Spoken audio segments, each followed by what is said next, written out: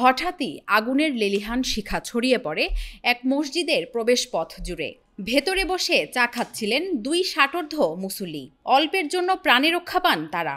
মুখোশ পরিহিত দুর্বৃত্তরা পেট্রোল ঢেলে মুহূর্তেই মসজিদটিকে আতঙ্কে পরিণত করে। যুক্তরাজ্যের দক্ষিণ উপকূলে পিস হ্যাভেনের এক মসজিদে ঘটে এমনই এক ঘটনা। সিসিটিভি ফুটেজে দেখা গেছে মসজিদের দরজা ভাঙার চেষ্টা করে বালাক্লাভা পরা দুজন ব্যক্তি। ব্যর্থ হয়ে তারা সিঁড়িতে পেট্রোল ঢেলে আগুন ধরিয়ে দেয়। আগুন দ্রুত ছড়িয়ে পড়লেও ভেতরে থাকা মসজিদের চেয়ারম্যান ও একজন মুসল্লি বের হয়ে আসতে সক্ষম হন। আগুনে মসজিদের সামনের অংশ পুড়ে যায় এবং বাইরে পার্ক করা গাড়িটি প্রায় সম্পূর্ণ ধ্বংস হয়। গাড়িটি ছিল মসজিদের চেয়ারম্যানের জীবিকার প্রধান অবলম্বন। তিনি পেশায় একজন ট্যাক্সি চালক। স্থানীয় এমপি জেমস ম্যাকক্লেরি ঘটনাটির নিন্দা জানান। এটি ভয়ঙ্কর ও দুঃখজনক বলেও দাবি করেন তিনি।